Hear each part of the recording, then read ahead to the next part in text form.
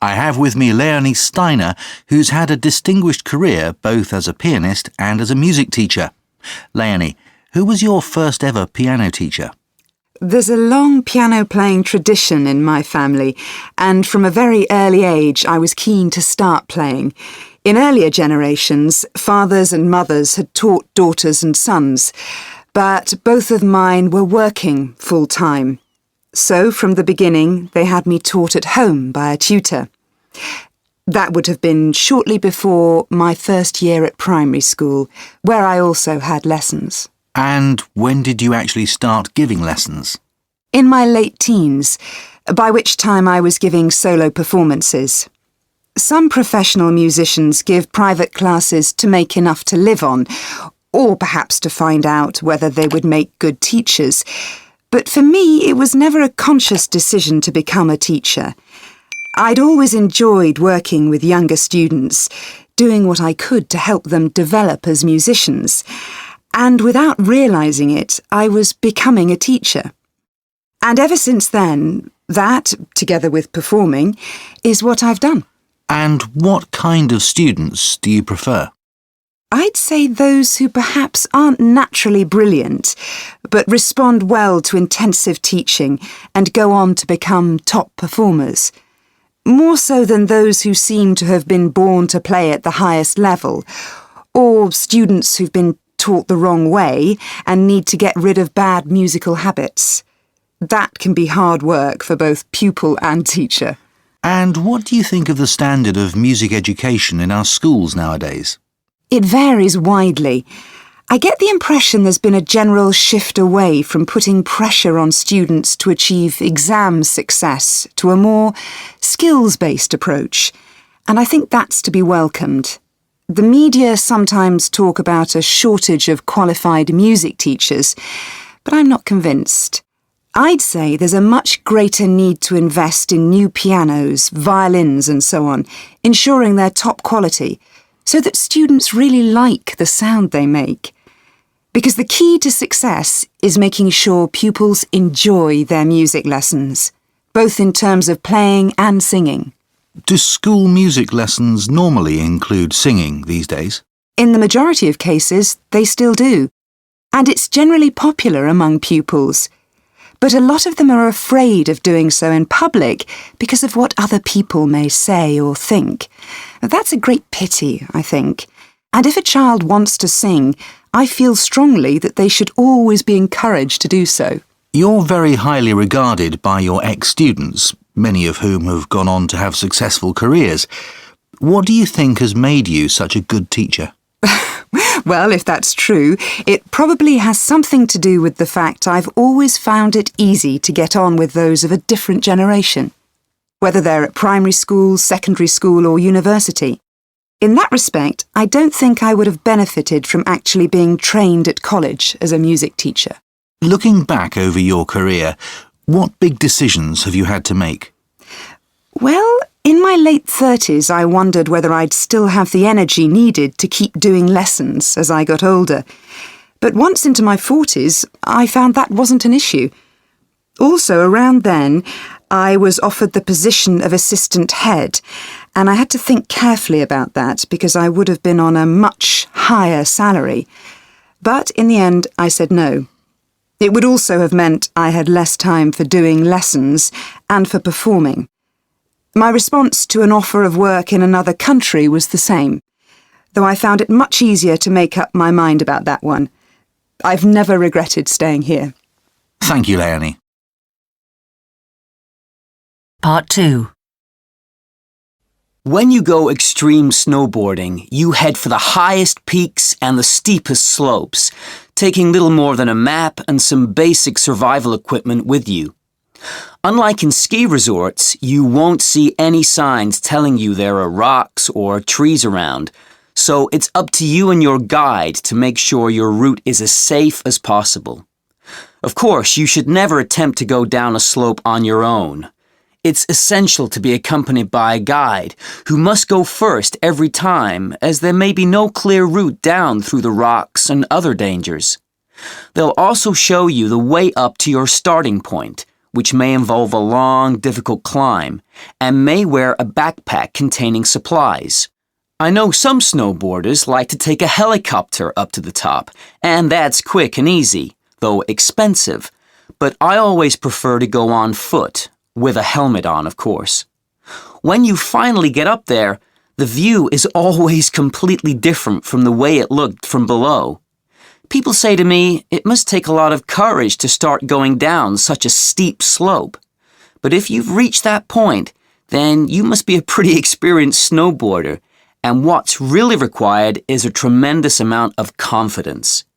You never know exactly which way you're going to go or what you're going to encounter on your way down, and you often find yourself having to make split-second decisions.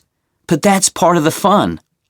There is nothing quite as exciting as suddenly having to perform a series of jumps as you descend, and then managing to stay on your feet afterwards. The ability to do that is obviously something that takes those new to extreme snowboarding quite some time to learn.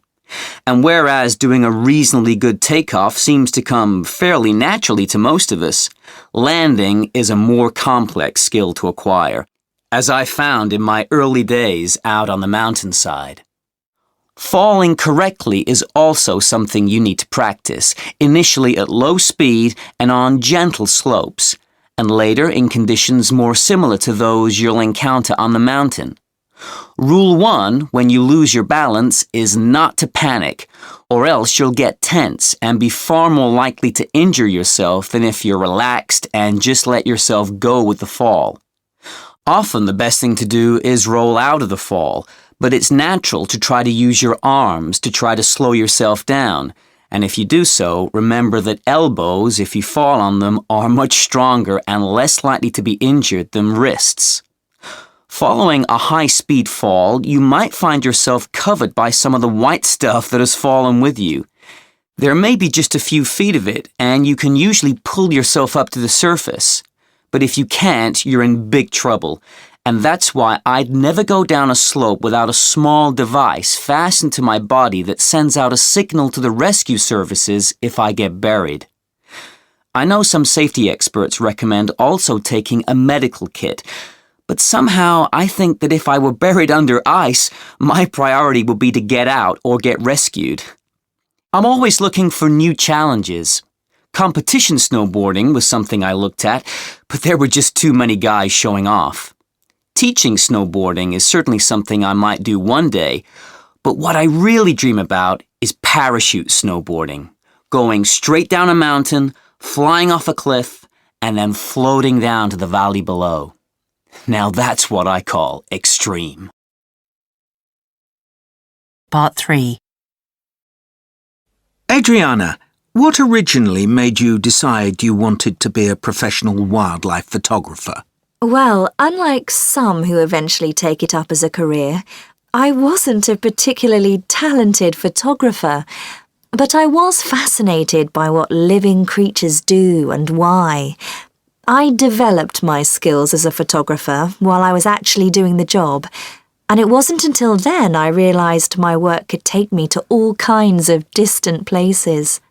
So beginners don't need to take budget flights abroad to improve their photographic skills? No, they can usually do that in their local countryside, where there'll probably be just as wide a variety of wildlife as anywhere, really. Actually, learning has, if anything, become simpler. For instance, the cost of good quality digital cameras and other essential items has fallen dramatically in recent times, enabling far more people to take good photos.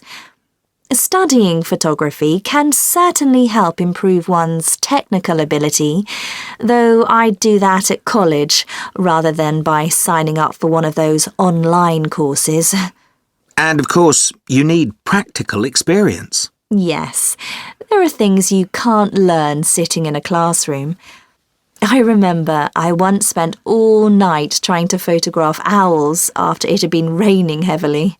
That can't have been very comfortable. No, the ground was very wet and muddy, though fortunately I had a good pair of boots on, and there was a fence that made a good seat. But I found it hard to keep still because of the mosquitoes. By morning, my face and hands were covered in bites, but I did get some great pictures. So it's a job that requires patience. Definitely. I was once in tropical Australia, trying to get a shot of a huge crocodile as it opened its mouth. I'd been lying there for ages, and in that heat some might have got sleepy or bored, but I couldn't keep my eyes off that magnificent creature. I was quite close to it, but I knew that species of crocodile was normally harmless to humans, and my main concern was whether it would actually open its mouth at all before I had to leave. In the end it did though, and it was worth the wait to get a picture of all those teeth. Of course, some animals are difficult to photograph at all. For example? Well, I hadn't actually got round to photographing tigers until recently, when I was sent to a national park in India. And from there, I travelled to northern China and managed to get some great pictures of a snow leopard hunting in the mountains. It had been my intention to go on to northern Russia to try to get my first ever shots of polar bears, but things didn't work out as planned, so I'll have to do that some other time. I've taken photos of brown bears, of course, but they're much easier to locate. It certainly sounds a great job to have, but does it have any negative aspects? Well, the agency may expect you to go to some fairly unpleasant places, though if it's a country where there's armed conflict going on, I normally refuse. And being completely on one's own in the jungle or desert can get some people down, but I can't say it bothers me. Spending so much time away from my daughters, though, is a different matter. But unfortunately, it goes with the job. Whenever I'm home, I always try to make up for that by spending as much time as I can with them. Tell me, how easy is it to get a job as a wildlife photographer? Well, it's certainly an attractive career, and nowadays there are just so many people out there doing it to such a high standard that it's difficult to get into. On the other hand, the public don't show any sign of losing interest in pictures of wildlife, and even though you can find millions of them online, people always seem to want new ones. Thank you, Adriana. Part 4. Mooncake has long been popular among the Chinese communities in many Western societies, and of course it first appeared in China many centuries ago, and it's also extremely popular in countries such as Indonesia and Thailand. But I hadn't actually tasted it until I visited Japan some years ago. I enjoyed it so much that since then I've eaten it in places as far apart as Vietnam and the Philippines, each time being pleasantly surprised by the differences in appearance, ingredients and flavour. Of the traditional types in China, I very much like those filled with egg, dried fruit or seeds, though for me the one that really stands out has nuts inside. All of these kinds are quite sweet, as of course are the more modern varieties filled with chocolate or ice cream, though I'm not so keen on those. Whatever the type of mooncake though, it is best accompanied by tea. I certainly drank lots of it when I was in Shanghai last year, rather than my usual favourite coffee with milk. I was fortunate enough to be there while people were celebrating the Moon Festival, an annual event that sometimes takes place in October, although last autumn it was in September. In other years, it's been held only just after the end of August. During the festival, I learnt a lot more about mooncake from the Chinese family I was staying with. I noticed the form of a rabbit on the upper surface of the one I was about to bite into, and it was pointed out to me that others may have flowers on the top, or the name of the bakers written there. Mooncake is traditionally seen as a way of bringing families closer together, so I'd assumed that most Chinese people baked their own at home.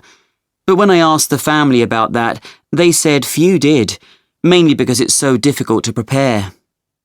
Nowadays, of course, people in towns and cities often buy mooncakes in supermarkets, and at that time of year, many are received as presents in gift-wrapped boxes, often from relatives or friends.